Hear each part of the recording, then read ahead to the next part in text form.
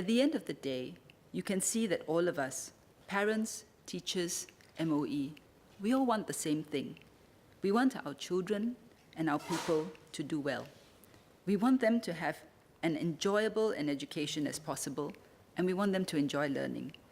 The key is in striking the right balance and having the right mindset.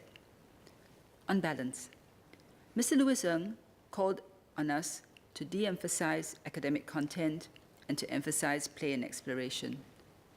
At the same time, Mr. Randolph Tan cautioned that the last thing we want to do is for everyone to discard the foundations currently offered by our education system, and that having a solid foundation in the basics also prepares them for self-directed learning throughout the rest of their lifelong journey as a learner.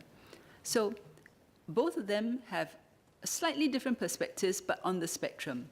The question is, where do you set the balance? And that is MOE's task, and that is what MOE strives to do.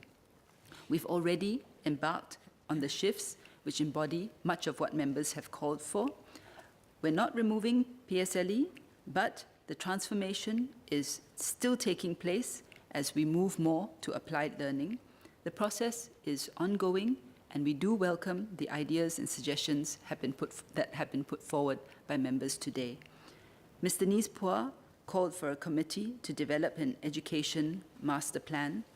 The form that this takes is perhaps not so critical, but the key thrust of her suggestion is that achieving our education objectives is really a partnership between all stakeholders, and we will continue to engage and hear from the House, from parents, from teachers, from our youth themselves.